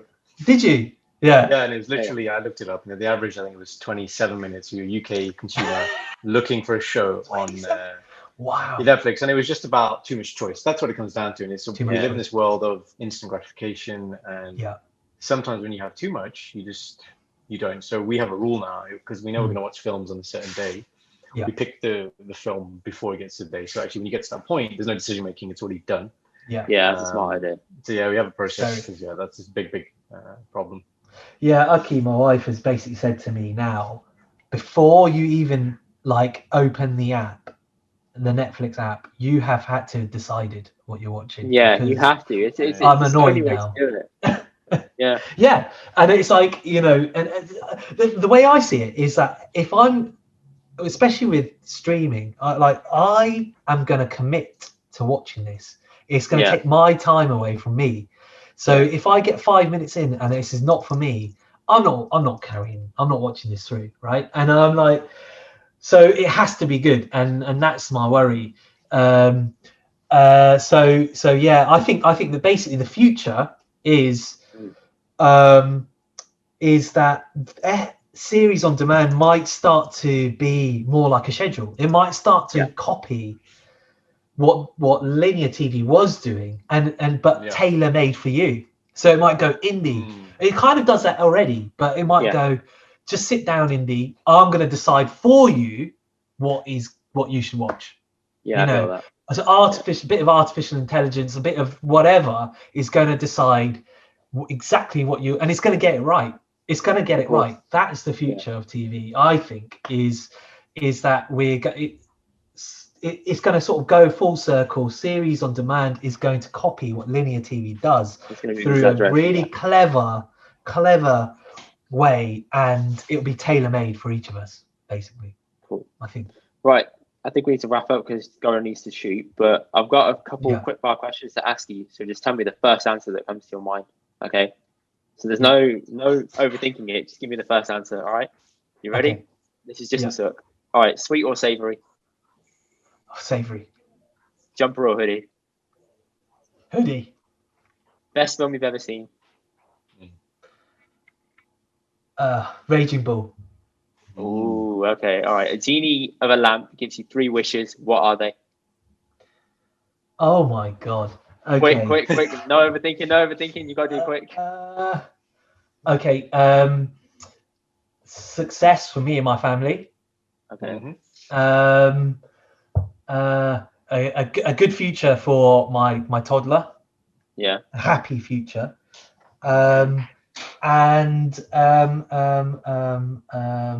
Oh gosh. That my house doesn't have issues, and it doesn't like suddenly have a problem. It doesn't fall into the floor. Yeah. Okay. It doesn't fall. It doesn't fall down. Yeah. All right. Okay. That's a boring one. The last one's a boring one. Yeah. Ribena or squash? Squash. Ooh, okay, all right. What's that thing called that people run on fields? You know, the thing that's green. What do you call it? You mow it outside your house. What do you call it? Yeah, you mow it outside. Grass. Ooh. Right, so that's it. Grass or grass? I say grass. Okay. Grass. Oh, I see. Grass or grass. Trying to be clever there, Indy. Very good, Indy. Is it bath or bath? Bath. I say bath. Yeah. couple of messy ones. What's the place of worship called for you? What do you call it? Gurdwara. Okay. Ah, So Gurdwara, Gurdwara. I say Gurdwara. I'm a Gurdwara. I'm much more softer. Gurdwara. So, do you prefer? Go on. Yeah. Go on. Aloo de parathe or methe de parathe? Oh, aloo. Aloo. Okay. Achar or chutney? Oh, aloo. Oh, aloo. He knows, see? Achar or chutney? Achar. Yellow dal or black dal? Yellow dal. ਆਪਣਾ ਪੰਜਾਬ ਹੋਵੇ ਉਹ ਪੁੱਤ ਜੱਟਾਂ ਦੇ Puta jatan there. Definitely. There you go, And listeners. then one last one, which is quite a serious one. Yeah. What's the advice you wish someone gave you starting out in your career? Oh, okay. One advice is make sure you like, and this is kind of the problem with the industry is that you need financial backing. You need before you go into this industry, especially if you're starting at the beginning, and you have to move out of your town and whatever, right? You don't have to do that so much now because it's more regional, but gather some funding. Like make sure that you've saved up a bit. Do that always. I think that would be my advice because otherwise you could get yourself into a bit of trouble. Yeah. Cool. Cheers, Sukh. Shout outs for this week as well. Thanks to Gerdy for listening to the cast podcast that we just did, and we really enjoyed it. Gave him a bit of insight on his own habits that we used to do in the corporate world. Thanks to Isha and Richard for leaving us a review, was it on Facebook and Apple Podcasts? Please continue to do so, guys, on all platforms. Thanks to Harnik and Sandy as well for giving us a top 5 Marvel films. And I'm glad we all agree that Doctor Strange is an underrated film. Goran, have you got any shout outs? Yeah, shout out to Jas. He lives on my road, one of my very good friends. He also left a review. Shout out to Amrik, who gave me a phone call yesterday and said something really sweet, which was really nice, which he said when he's working, he listens to the podcast and he feels like he's part of the conversation, even though he's not there. And I thought that was really nice. So that's nice, all from me. Sure. Yeah. Cool. Thanks. Can I appreciate it. Can I change my favorite film? Oh, okay. Here we go. There's always one. Go on. All right. The Predator. Arnie's best movie. Put that in for me instead. That is genuinely my favorite film. I'll give you that. All right. Thanks, Sukh. Thanks, guys. Thank you, guys. No, thanks, guys, for allowing me to join your podcast. It's great. No problem, man. I really enjoyed it. First guest of many. Really enjoyed it. Thanks for your time, guys. Take care, guys. Take care. See you soon. Bye. Bye. Bye.